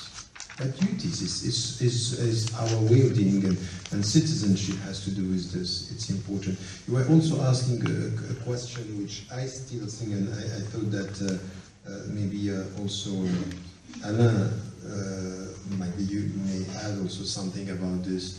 It's about our presence in the media. Because this is a very important question, because you are right, you know, media is a means and it could be a weapon. And if you want to nurture the image that Islam is a problem, either you take somebody who is an extremist in his views, or somebody who is saying exactly what you want him or her to say, which is mainly what we have. For example, we have in the UK Newsnight.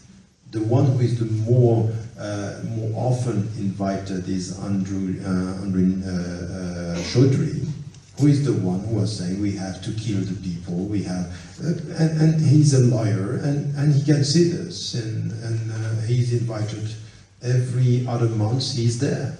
I said, why are you inviting somebody who is not representing?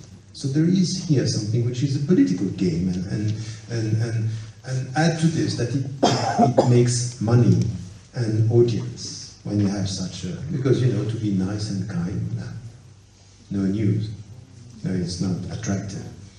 But this is where we have to understand today that first we have to start also playing the victims with the media. We have to be more vocal, and we have also to work with alternative media. Today is this, we have to be on internet, we have to work on this, and we have to find people who are, and keep on talking, and it has to be at the local level. So not all the journalists are playing that game. I have lots of journalists who are serious about their work, and you have to find them. And you have to be committed, and you have to be also, so I think that we are also passive by saying all the media, no essentialization even with the media and the journalists, because it's wrong. And once again, of course, it's a system. It works in a specific way, so you need to know how to deal with it. You have to be. It has to do. It's a business. It's a profession. It's a serious thing. It's not. You cannot just be amateur when it comes to media. You know, the way you express yourself, the way. And once again, what we want now is more and more Swiss citizens speaking German or Swiss, the Dutch in the right way, or French or Italian, and being able to express as people of this country. That's also very important. Because now, for example, even in France, they are taking, you know, an imam who is the supposed voice of the Muslims. It's completely broken French, that no one is just, and it's an insult to take somebody like him to represent the Muslim. So I think that we need here to be much more also committed on this, and maybe Alain would add something about this, because it's important. That's a very important struggle. The media presence is an important one, because this is where the image is also very important, and to be also self-critical. There is something that I want to tell you, because this is a personal story that I have with Alain. Once, it was in 2000, I was in Paris and I went to see him at home, and he told me something about, you know what, there is something that should be said about what is happening in the suburbs, about the way Muslims are nurturing anti-Semitism and promoting it. He's the one who told me this, and say, I would say, and then I discussed with people. Just a few months later, I wrote an article in Le Monde about anti-Semitism within the Muslims, because no one, and I'm challenging every one of you here, no one can deny the fact that there are some Muslims and Arabs confusing the struggle against Israel with Judaism. And it's true, it's something, so we have to be quite clear on this. We have to, so to be in the media means to be consistent. To be consistent, not to be selective in our struggle. So that's also the way we have to be. It doesn't mean that we are going to please all the Muslims by being in the media. And it's something which is also important, to go to the media, yes, but to say what? What is your message at the end of the day? What do you want to say? Just to say that you are nice? That Islam is a religion of peace? By the way, it doesn't mean anything, a religion of peace. Because if I have somebody who is going to kill me and exploit me, I have to resist. So it's a religion of justice. It's a religion of peace, yes, but with the condition of justice. Not peace without justice. If now the Israeli government is calling me for peace, I say yes, but we have to talk about lands first. You understand? This is also something which is, I think, important in the way we are courageous, in the way we speak about it. So very, what you were saying about, no, I don't agree with you about the set of values that, I don't think we have to start the discussion like this. Because you might think that this is the final stage for you, that the set of values are going to be, but no, I am a Muslim, a committed Muslim, and practicing Muslim, and I believe that there is truth in this religion. And no one is going to come to me and say, in the name of beyond the values that are beyond your religion, you have to know. My point about talking less about religion is not to make the religion the final discussion about everything. Out of my religion, we have common values. So don't, and we should not, try to tell the people when they have the shared values that in the name of the shared values they have to forget about the root that is bringing them there. So I took in one of the books, The Quest for Meaning, the image of the mountain, by saying at the top of the mountain, at the summit, there are shared values, but there are roots bringing us there. Respect the roots. And don't try in the name of the monopoly of to forget about ours. No, we have people who are Christians, and they are sincere, Jews and Buddhists and Hindus. And my take on this, it's very difficult to deal with diversity, but there is no option. So I wouldn't go for syncretism, and I wouldn't go for no differences. No, I think that we have to manage and to understand. And you know, at the end, I would say that there is something which is very important for all of us in this process, because we are learning what I call intellectual humility. Intellectual humility is we might have the shared values, but we are not the same. We don't come from the same background, and we have different practices and things. And I think that this is part of something that I would keep, for example, for myself. And the last one is the intra-community dialogue. No, we are not doing enough in intra-community dialogue. But I wouldn't go for the way you were putting it by saying, do we have to we also always have this problem. We have some Muslims who are saying there are so active in society, say, I need my spiritual education.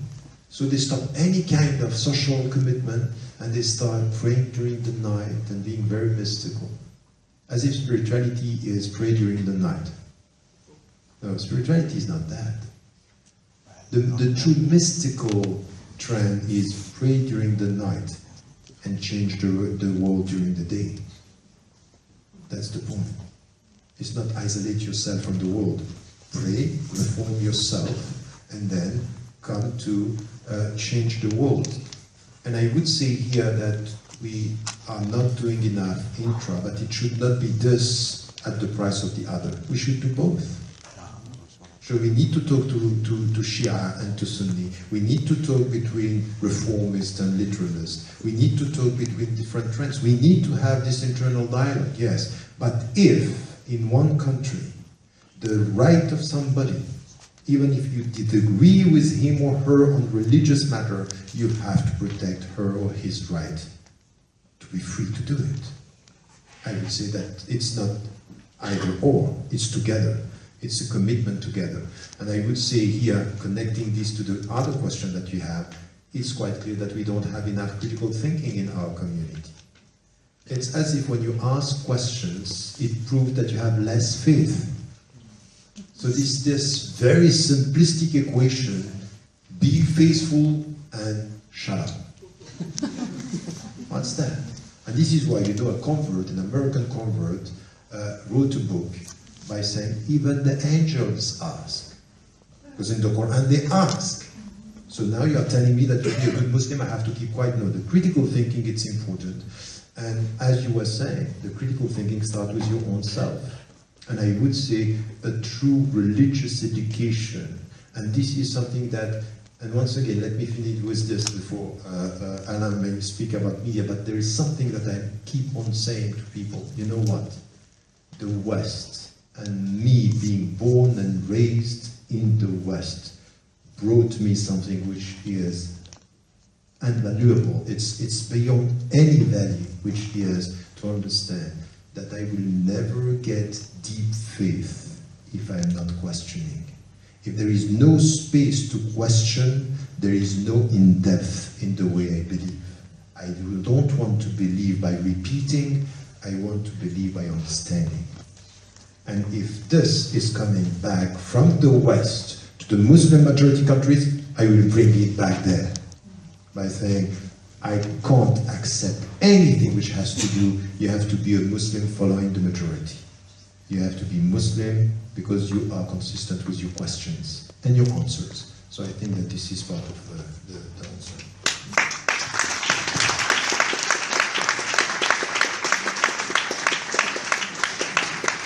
One word about the media, because I think also we should understand that the Muslims feel attacked by the media and they are right.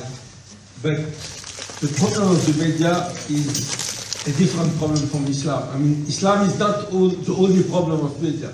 The problem the media is functioning in our democratic society is a real problem for democracy. It's not only on the question of Islam, it's on all the questions, the way the political debate is happening in the media, the way they are speaking about international questions, etc., etc. So, I think that the fight for changing the media is a very important one in democratic society, and you should be part of it. And second, we can be active. I mean, I hear so many times, especially on the Palestinian question, that the media, they are in the hand of the Jews, and that we cannot do anything. It's not true. It's not true. There is a diversity, and there is also the possibility for everybody to fight, especially now with internet. I mean, which gives a voice to the people who has no voice, and with many, how to say, you don't need many money to do something on the media. But you should be active on it. You should be active on popularizing something, some struggle, some facts that are hidden by the media. And we see concretely that sometimes something which the media didn't want to speak of is coming through Twitter, through Facebook, etc., etc. Some also very stupid things come from Facebook and media. But as I said, it's not only social media who are lying, but also the normal media who are lying. So it's a very important struggle, and I think we could be part of it. And I gave Roland a part of things I have done. I have created a media on internet called Orient 21 about the Middle East and the Muslim world.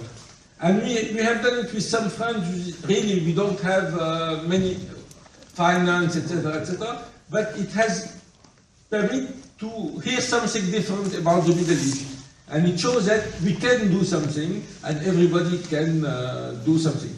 You know that today, in principle, I think, Monday, there will be the verdict of the policemen. I don't know if you remember, in 2005, there were 2 young people killed running from the police, and the trial had been going for 10 years. And there is a group of people, Muslim non-Muslim, who has done from the trials, have done a kind of web documentary with people reading what was said at the trial. It's a very, very strong document.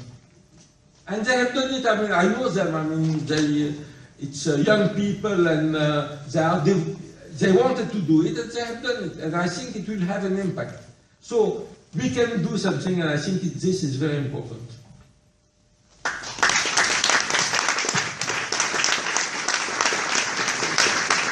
Thanks a lot. In the name of the Rote Fabrik, I would thanks Anna Gresh and Tariq Ramadan for this constructive speak and debate, and to enlarge our horizon. I hope we take some material with us and think about it to fight and struggle for a real open society. Thanks a lot, and goodbye.